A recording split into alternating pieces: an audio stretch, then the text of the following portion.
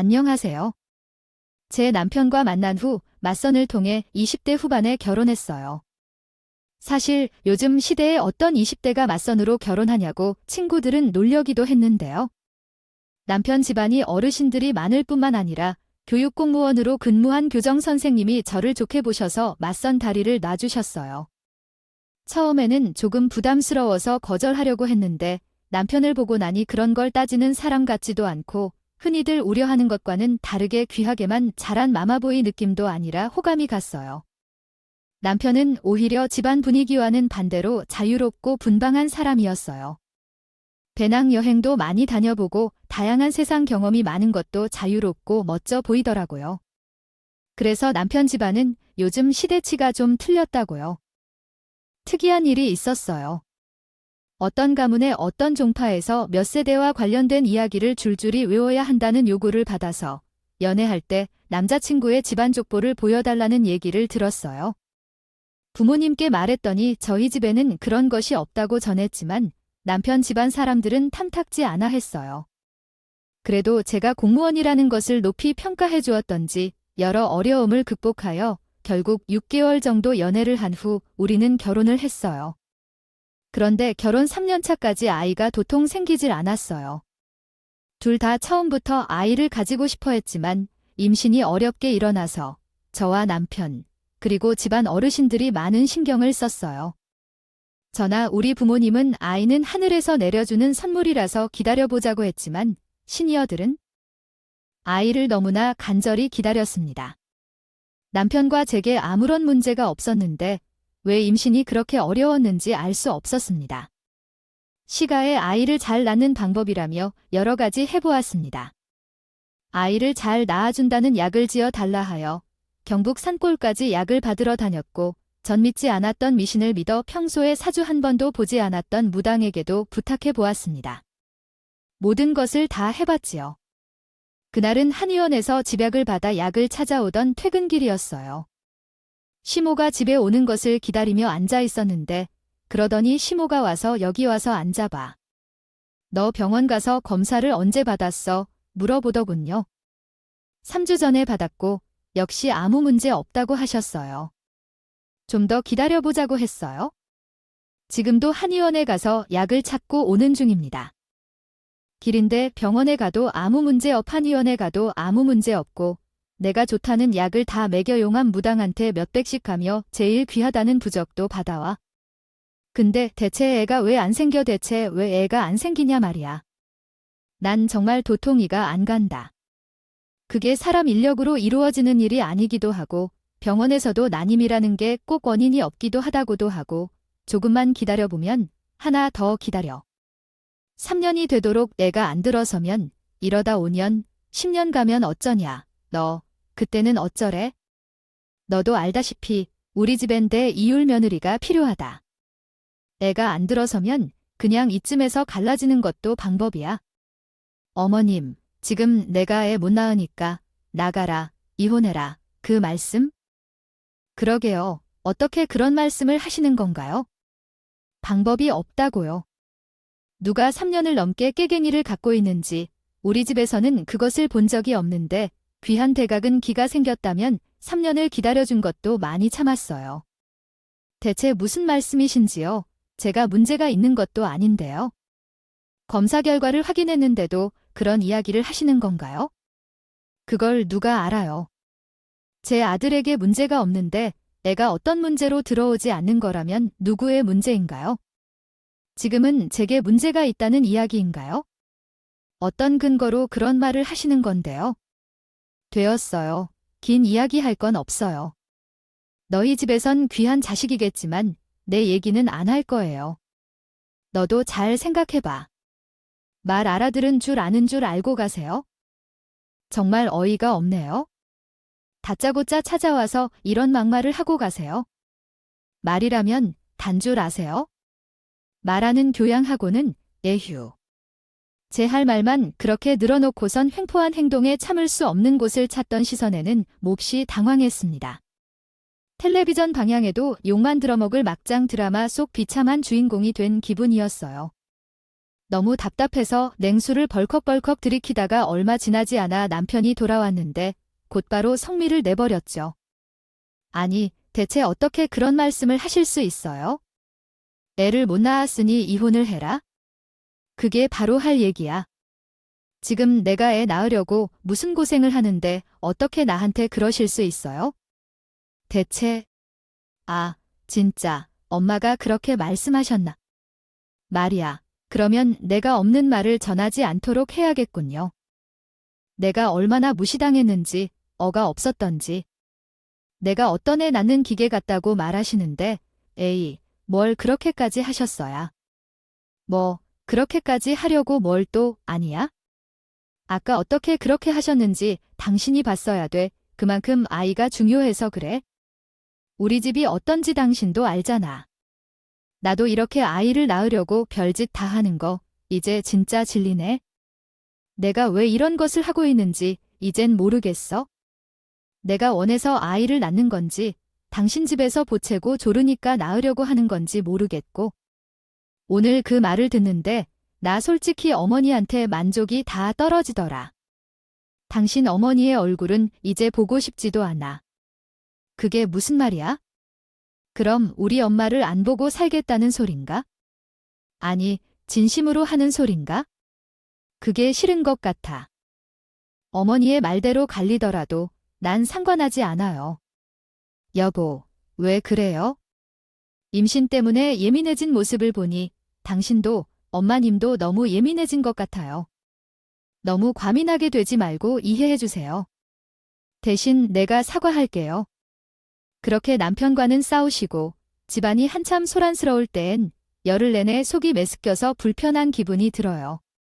마음이 불편해서 소화가 잘 안 된다면 문제가 있을 것 같아 생각해 소화제를 계속 섭취하다가 어떤 이상한 느낌을 받았죠. 그래서 임신 테스트를 해보니 갑자기 임신이 확인되었어요. 기분이 묘하더라고요. 3년 내내 되지 않았던 임신이 갑자기 어떤 이유에서 이렇게 일어나는지 타이밍도 참 이상하죠. 아이 소식은 남편이 받았고요. 얘기를 전에 시가 때문에 얼굴을 보기 껄끄러워했다가 남편이 그렇게 해주었어요. 시어머니도 저와 이혼에 대해 민망해했던 모양인데 별말은 없었고 어쨌든 아이를 낳고 나니 더 이상 귀찮은 태도가 뚝 끊겨 한동안은 편해졌어요. 어디를 가든 시어머니가 자신의 차를 가져와 데려다 주기도 하고 집안 어르신들이 귀하다는 음식을 보내주며 모두 애를 많이 기다리던 것 같았어요. 5개월 정도 지났을 때 아기의 성별이 아들이라는 것을 알게 되어 집안에서 얘기를 했더니 다들 좋아서 정말 난리가 났죠. 아들이야. 아버님의 숙자님의 아들이래요. 이렇게 말이었습니다. 아들인지 딸이든 상관없지만 아들이 되기로 했습니다. 그렇게 되어버린 아들이 하나 나왔으니 더 이상 임신 때문에 고통받을 일은 없을 것 같아서 아들이라서 다행이다 생각했어요. 아무튼 3대 독자 집안의 아들 소식에는 시가의 축제가 열렸습니다. 말 그대로 축제나 다름없었죠. 고양이가 모여서 어른들이 시가에 다 모여들었더라고요. 좁으니 부니 백분이 호칭도 헷갈리고 어려운 어른들이 다들 모였어요. 남편 집안은 여태까지 그렇게 집안의 큰 어른들이 대소사이 모두 관여하고 심지어는 지방에서 같은 마을에 모여 사는 집이었죠. 세상 정말 대단하다 싶었어요. 아가, 고생했다. 고생했어. 임산부는 항상 몸 조심해야 된다. 걸을 때도 조심조심, 차 탈 때도 조심조심, 일도 그만두면 좋으련 맞네. 그러지 않아도 조묘. 퇴근한지 몰라 저장 공간이 부족합니다. 저장 공간 확보 후 다시 시도해주세요. 좀 이해해 주십시오. 모르겠어요. 그냥 이렇게 살아도 어머니를 자주 보지 않아도 되고 기어에 시원하겠어요. 제게 한마디 사과도 없이 시간이 흘러 저는 만삭이었어요. 일은 휴직 신청을 한 상태였고 아이를 낳을 때가 다가오자 산모조리의 문제가 고민이 되었어요. 원래는 일주일만 조리원에서 지내고 집으로 돌아오려고 했는데 갑자기 남편이 중국 출장을 잡았어요.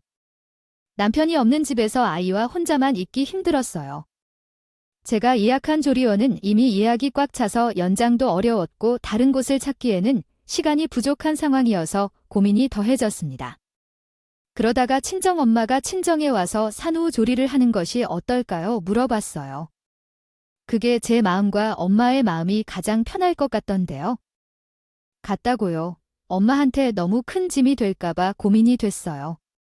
친정에서 산후조리하면 남편이 신생아 보는 게 얼마나 힘든 일인 줄 모르니 절대 권장하지 않는다던 인터넷 육아 선배들의 말도 봤지만 남편이 한 달 동안 장기 출장을 가게 된 상황이 좀 특수한 케이스이면서도 저에게 선택지가 별로 없는 상황이라 고민 끝에 결국 친정에서 남편 없는 한 달간 산후조리를 하기로 결정했어요.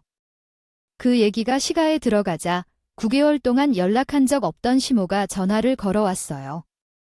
너 조리 엄만 일주일이면서 나온다고 하더라. 안 왔어. 갑자기 친정 얘기는 뭐야? 왜 거기서 한 달간 몸조리를 해야 한다는 거야? 이게 대체 무슨 소리야? 그 난리를 친 후 이런 일이 있었어요. 방구도 없다고 대뜸 연락해 화를 내며 또 다투던데 그때 나도 갑자기 화가 솟고 치던데요. 어머님이 몇 달 만에 전화해서 앞뒤 다 자르고 이건 또 무슨 말씀이세요? 대체 아무리 제가 며느리를 하지만 이게 무슨 예예요? 진짜 너무하시네요. 양반 같은 사람을 대고 예의를 논하니 참 우스겠구나.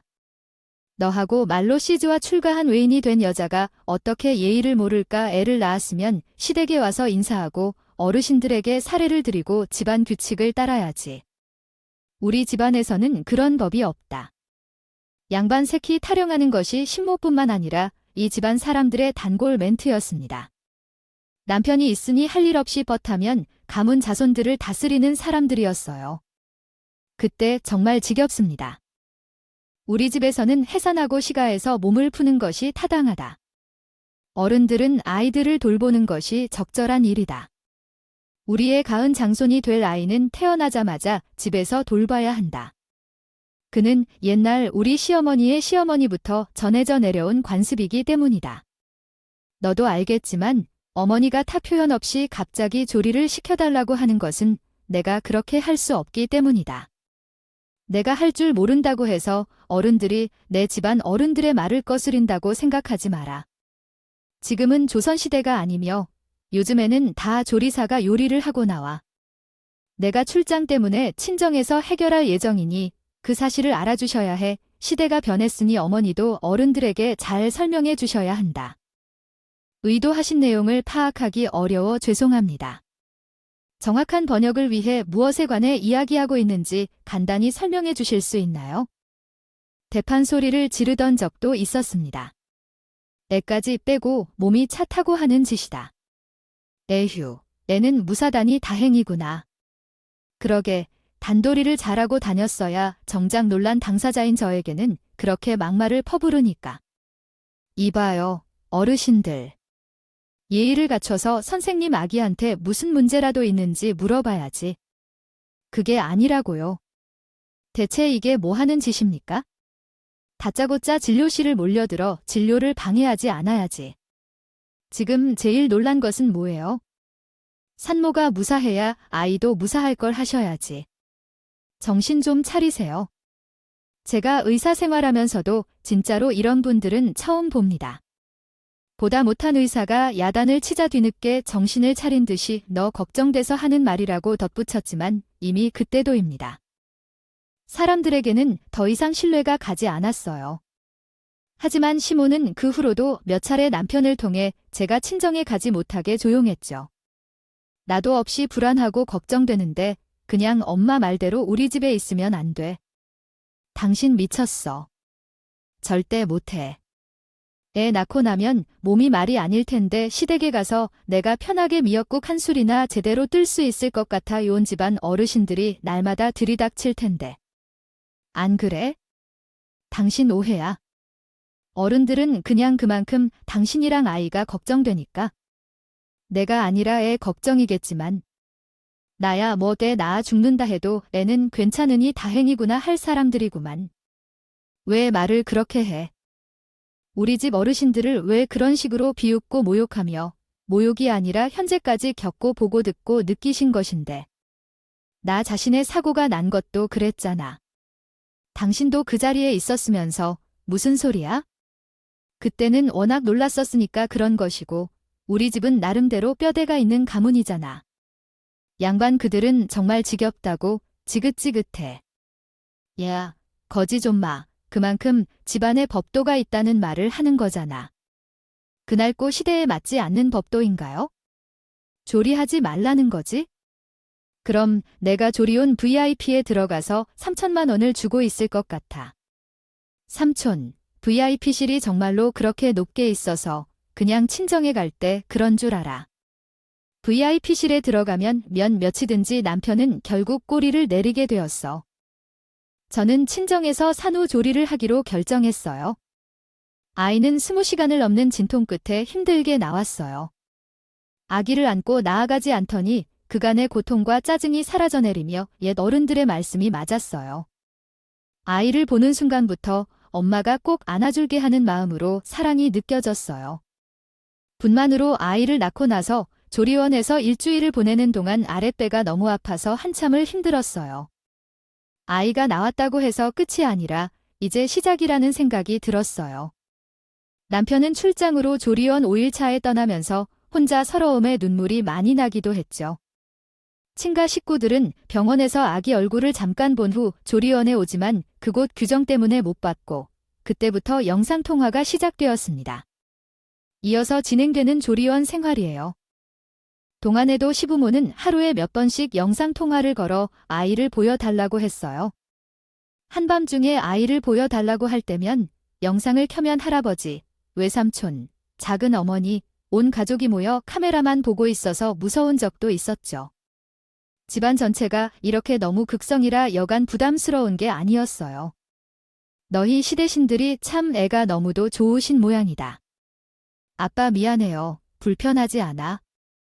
아니야. 얼마나들 좋으시면 그러겠어. 어른들 마음이 그렇지 뭐. 엄마 아빠는 괜찮다고 하셨지만 아침과 저녁에도 안 가리고 영상통화를 걸어다니며 부모님 보기에도 민망할 정도였죠. 그렇게 한 달 가까이 친정에서 조리한 뒤 남편이 출장에서 돌아오는 날이었습니다. 됐어요, 여보. 그동안 혼자 고생했지? 이제 내가 많이 도와줄게. 나만 두고 혼자 편하게 있다고 내가 얼마나 아팠는지 알아. 내가 미안해. 근데 우리 아기 너무 예쁘다. 남편이 출장에서 돌아오고 저도 집으로 오자 그 후로 시가 식구들은 우리 집처럼 저희 집에 드나들기 시작했어요. 아이고, 누가 이렇게 이뻐요? 누구 아들이에요? 누구긴 누구예요? 우리 집안 귀한 장손이 이제요. 그래, 내 손자 한번 안아봤구나. 아이고, 예뻐라. 누굴 닮았을까? 이 예쁠 거야. 시가 식구들이 와봐야 아이 앞에만 들러붙어 있을 뿐 아무런 도움은 되지 않았어요. 그 전에는 그렇게 될 음식하지 않았어요. 보냈던 걱정도 없이 어른들도 이제는 제게 아무 말 한마디도 걸지 않았어요. 아이에게 줄 것을 바리바리 싸워서 저는 이만동을 보았더라고요. 이제 거의 다 잡은 물고기처럼 마치 할 일 다 한 기계가 된 기분이었어요. 시모는 집에 오면서 매번 이것저것 트집을 잡아댔죠. 너도 이제 몸도 추스릴 만큼 추스렸다. 집 못 돌 건 몸 상태도 아닌데 이 집거리가 뭐야? 에휴, 이게 뭔지 좀 봐봐. 애로 다 들어가게. 아이고, 이런 것들을 이렇게 어질러 놓으면 어쩌지? 애가 모르고 3이라 해도 기도가 막히고 큰일 나는 거야? 내가 이러니까 집에 와서 조리하는 얘기를 한 거지. 어른들 보면서 배우고 애를 키우기 위한 준비도 해야 되는 걸 근본이 이런 게 중요한 것이네요. 어느 날 시모가 알아내려다 들고 있는 남편은 완벽한 제 편이었다면 나는 그것으로 충분했을 것이라고 생각해요. 시모야, 뭐 아기가 어릴 때만 제외하고는 자주 들르지 않을 테고 임신 때처럼 얼굴을 보기 싫다고 말해두었던데 자주 나타나지 않으면 그만이겠죠. 그런데 제가 집에서 유일하게 믿고 있었던 남편조차 제 편이 아니라는 걸 깨달았어요. 아이를 낳자마자 오랫동안 자리를 비워놨던 남편은 돌아왔지만 이후에도 육아를 서투르게 했어요. 안 하려는 게 아니라 나 우리 아이를 떨어뜨릴까 봐 겁나서 그런 거야. 목욕은 그냥 나한테 시키면 안 될까? 나가 아기를 떨어뜨려 큰일 나면 어떡해? 그럼 언제까지 그럴 건데? 잡으세요. 무리하지 않게 하면 돼. 어차피 차근차근 해야 할 일이거든요. 아기가 약간 커지면 할 준비가 된다고 봐야 무서워. 그래요. 그러면 목욕 전에 기저귀부터 해야겠죠. 조금 정리해 주세요. 뭐 해? 기저귀 빼달라고 하니까? 나 비위 약한 거 알잖아. 기저귀는 도저히 못 가겠어? 그럼 그것도 내 몫이겠지? 누가 비위가 좋아서 그래? 자기의 기쁨을 비위 약하다고 안 가는 부모가 세상 어디 있어? 알았어. 그럼 해볼게. 어우, 나 도저히 못하겠어. 기가 막혀서 웃음도 안 나오더군요. 아이를 떨어뜨릴까봐 걱정해서 목욕 한 번도 안 시키고 하니까 기저귀 못 가겠다며. 아이를 한 번도 안 가는 아빠였어. 제가 집안을 다 돌면서 아이를 달렸어. 그나마 남편의 일이었지만 아이가 울기 시작하면 기겁해서 저에게 다가와서 했어요. 덕분에 스트레스가 이만저만이 아니었어. 그럼 내가 책임지고 애를 맡아볼 테니까 당신이 집안일 좀 해줘. 할 수 있지? 아, 그럼 다수는 여기 앉아서 쉬는 게 아니라 하는 거잖아. 지금 당신이 안 하는데 알았어. 왜 화를 내고 그래? 그럼 설거지를 해볼까? 아니라 청소기부터 돌려야겠다. 지금의 잠들 말랑하는 중이니까 청소하면 깰 것 같아. 잠부터 재우는 게 낫겠어. 아, 그렇구나. 그럼 설거지부터 해야겠다. 하지 말고 당신은 앉아 있어. 잠깐 전화 왔다. 여보세요? 아, 네, 알겠습니다. 아, 부장님. 제가 바로 가겠습니다. 뭐야, 지금 어디가 당장 일이 산책인데 지금 회사에 바로 가봐야 될 것 같은데 미안. 당신이 오늘만 좀 고생해줘. 저와 맞벌이 할 때도 집안일을 빼는 게 되지 않아. 늘 미루고 미루다가 결국. 제가 아이를 낳고 나서도 남편이 전혀 변하지 않았더군요. 이제 집안일과 아이 돌보는 일까지 모두 제 몫이라고 생각하니 정말 몸이 천근만근한 상태였습니다. 잠을 제대로 못 자고 낮이나 밤이나 거의 좀비 상태가 되어가는데 임신 중이 아니라 다행이라고 생각했죠. 미안해 여보. 아이를 낳고 난 후에는 저가 모든 일을 맡겠다. 아이를 돌보며 행복한 삶을 시작하도록 약속합니다. 그런데 아이를 낳고 나면 아무것도 하지 않겠다던 남편의 말을 믿었던 제가 정말 바보 같았어요. 이렇게 철부지로 말한 남편까지 믿었는데 이젠 더 이상 견딜 수가 없었어요. 아이를 돌보기 전에 제가 쓰러질 것 같았습니다. 싶더라고요. 저는 살아있어야 아이도 보는 거니 일단 정신부터 차려야겠다고 느꼈어요. 친정 엄마와 이야기를 나눈 끝에 저는 잠시 친정에서 지내기로 결정했어요. 아이 오는 것도, 아이 돌보는 것도, 집안일까지 귀찮아하는 남편은 옳다고 생각하며 찬성을 했고 한두 달 동안 친정에서 엄마와 지내다 올 생각이었거든요. 근데 이번에도 1시가 지났습니다. 아니, 너는 무슨 놈의 사후조리가 그렇게 길어. 1달 넘게 친정에 머물러 있었는지 알았어야 했는데 나온 지 1달이 지나도록 또 친정에 기어들어가겠다는 것이야. 기어들어가나요? 말이 심하네요. 저 지금 너무 힘들어요. 도저히 못 버티겠어요. 애를 낳고 나서 제 몸이 아닌데 저 혼자 육아하고 집안일 다 하고 도저히 못 살겠어요. 나는 살아보려고 노력하고 있는 거예요. 다른 사람이 보면 나 혼자 아이를 5은 키우는 줄 알겠죠. 겨우 1명을 키우면서도 잘 높여왔어요. 예전에는 빌려서 맨날 잘 키우고 잘 살아왔거든. 넌 김신의 아들까지 낳은 출가인데 왜 자꾸 친정이 얼씬거리고 내 허락 없이 진정발도 못 들일 줄 아는지 알아. 제발 집에도 못 가도록 막아주셨으면 해요. 어머니가 어떤 권한으로 나를 말리는 거예요? 우리 집 얘 좀 봐보세요. 너희 집은 여기가 우리 김씨 집이니 너희 집이 아니에요? 아직도 그 생각을 버리지 못하니 조금만 힘들면 얼른 진정 달려가려 해요. 그 벌을 내가 초장에 잡아야겠어요. 한번 가보세요. 내가 찾아가서 끌고 나올 줄 알아요. 이제 정말 막 나오시는군요. 힘들어서 죽겠다고 하는데 마당으로 찾아오신다면 좋겠어요. 그럼 저도 경찰에 신고할게요. 원치 않는 사람이 들어오면 그게 침입이라는 걸 아시죠? 억지로 시호를 써대는 것에 저도 이번엔 참지 않고 말했어요. 점점 소란이 커지자 시부가 중재를 하러 나왔어요. 당신 잠깐 소파에 앉아서 물 한 잔 마시고 진정 좀 하세요. 아가, 너도 잠깐 좀 숨을 돌리고 너 힘든 거 내가 도와줄게요. 우리 집은 옛날 집이라 너의 어려움을 이해해줘야 해. 저도 웬만하면 이해해보려고 노력했어요. 아버님, 근데 이건 진짜 너무한 일이에요. 제가, 그래, 내가 내 맘을 이해하고 또 도와주겠어. 진짜 그래, 가고 싶으면 갔다 와야지. 정말이에요.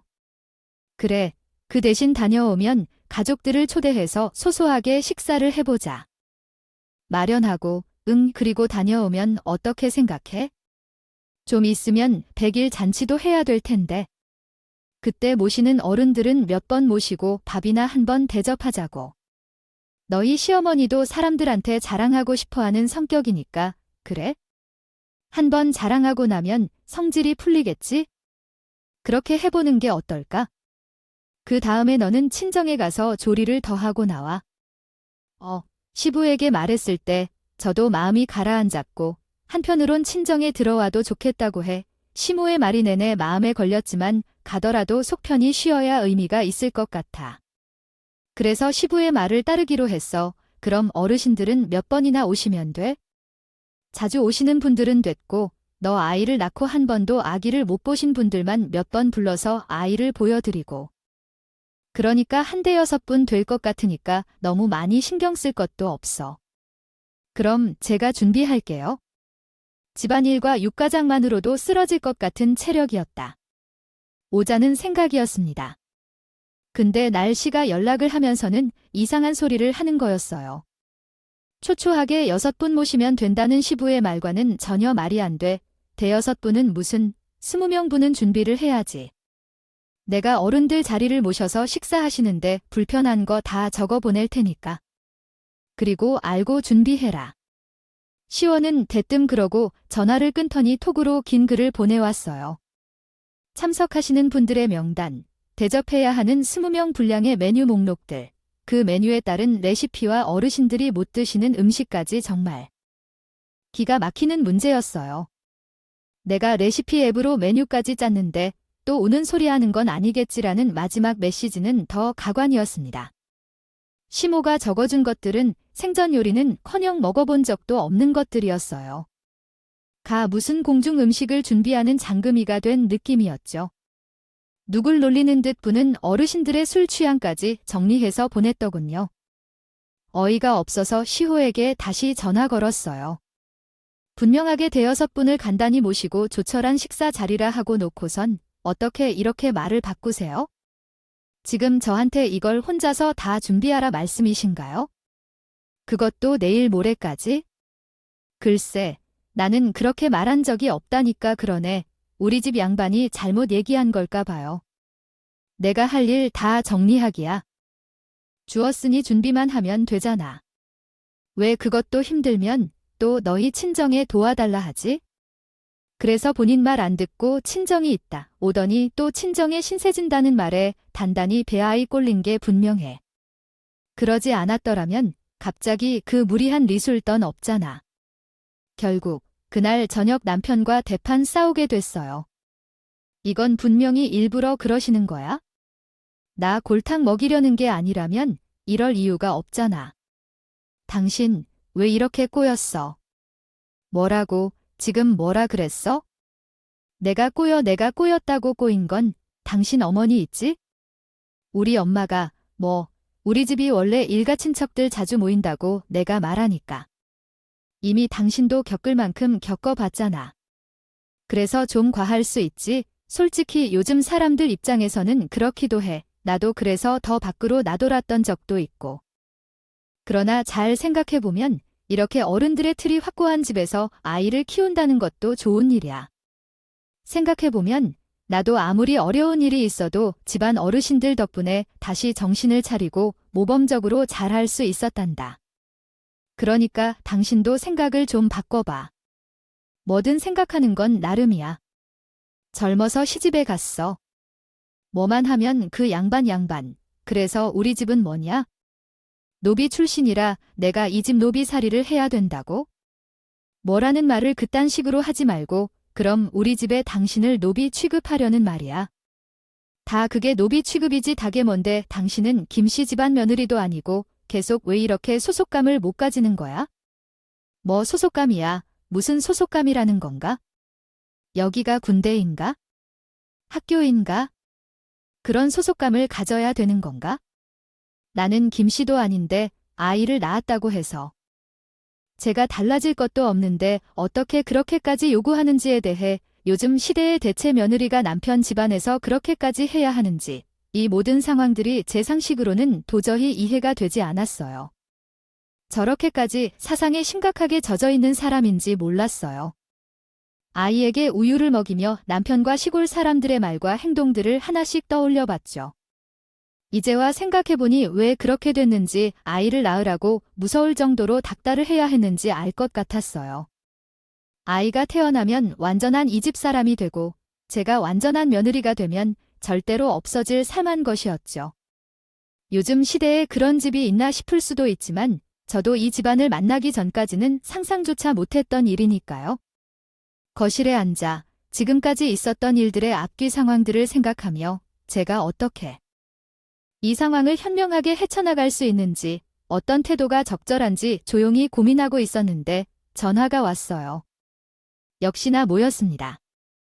얘가 여기 와 그러는데 내가 힘들다고 우는 소리를 한 모양이네. 쓰레기통을 뽁 차고 나갔더니 그 사이 쪼로로 거기 갔나 봐요. 여자가 서방을 내쫓고 하는 짓이야. 아까 보낸 메뉴 중에 하나가 빠져나갔다는 걸 말해주려고 전화를 걸었어. 그리고 너도 울지 말고 웃어야 복이 온다는 걸 알아? 원래 좋은 집은 잔치를 크게 열어야 되는 거야. 손님이 바글바글해야 복도 같이 몰려오는 법이고 내 한 명 낳아주고 나니 아주 중부리를 하는 집 아이구나 생각했어요. 여기서 도망치지 않으면 평생 자신들이 양반이라고 생각하고 노비로 꼬이게 되는 거예요. 사야겠다고 생각했어요. 시모의 전화가 머리를 비상로 올리는 느낌이었어요. 그래서 트리 메뉴까지 총 준비를 해놔두고 시모의 전화를 뚝 끊고 곧바로 엄마에게 전화를 걸었어요. 엄마에게 자초지장을 설명하며 분해서 더는 못 해먹겠다고 말했어요. 그간의 일들을 모두 털어놓자 엄마는 귀함을 하시면서 아니 무슨 집이 그런 양반 가문 하겠어. 전에 어디서 보니까 애나 쿤한 백일은 세종대왕이 계신 조선시대에도 유가 휴직을 좋다더라. 애나 은지 100일도 안 된 산모한테 어디서 그런 일을 시키고 있어? 그럼 막대 먹은 집이 대체 어디니? 엄마 나 도저히 분해서 이대로 싶었어요. 못 내려갈 것 같아요. 상식적으로 얘기해서 이해할 수 있는 사람들도 아니고 지금쯤 나를 매복 먹이려는 재미에 자기 있을 건데 그 사람도 똑같이 보복해줘야지. 안 그러면 밤잠도 자지 못할 것 같아. 어떻게 하면 그들을 가장 당황시킬 수 있을지 고민하던 그 다음날 아침, 금매로 집을 부동산에 내놨어요.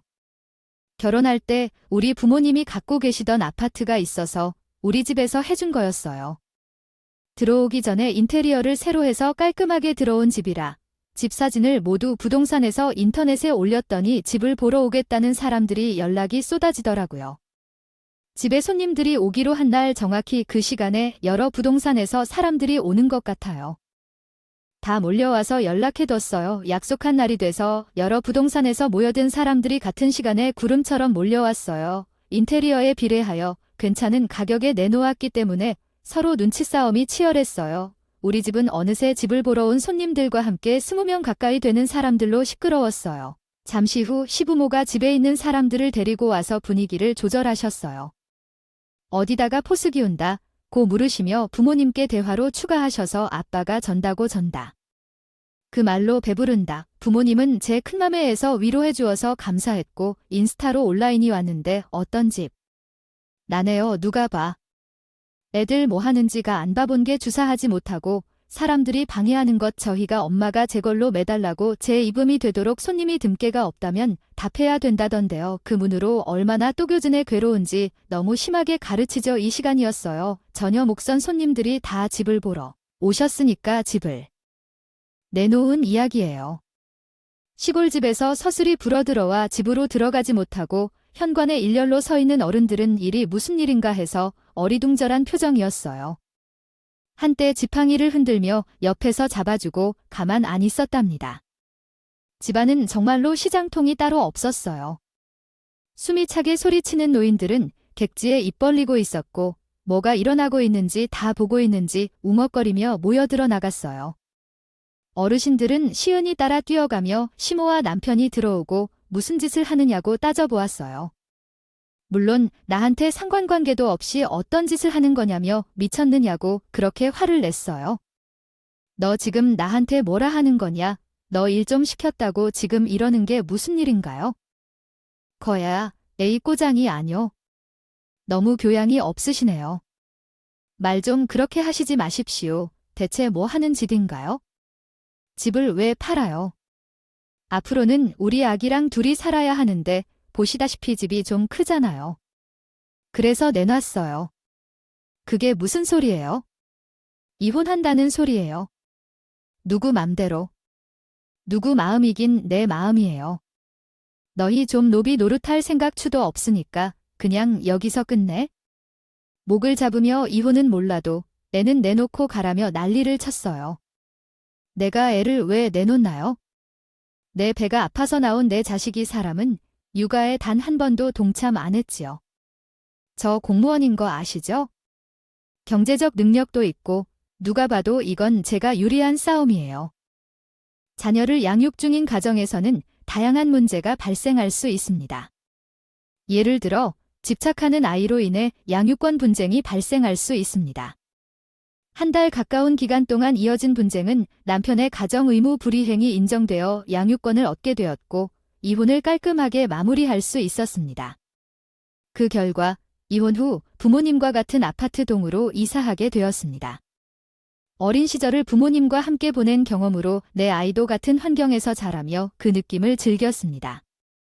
그동안 자주 전화를 걸어온 상황에 대해선 달콤한 상황이라 해도 받아주지 않기로 결심하고 번호를 차단했습니다.